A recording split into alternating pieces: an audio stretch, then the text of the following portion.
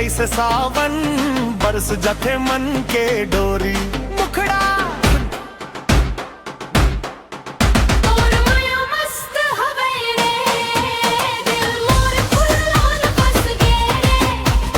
हंस के जब देखे मोला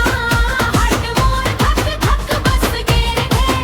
तोर चाल में चालू बिजली तोर बात में मीठा रस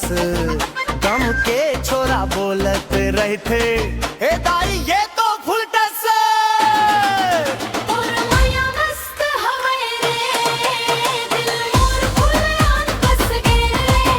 सपना में घुमत सरोजे नींद मोर पूरा उछल गे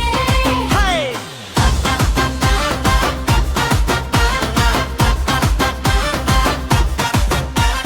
पल पल चाहूं संग रहना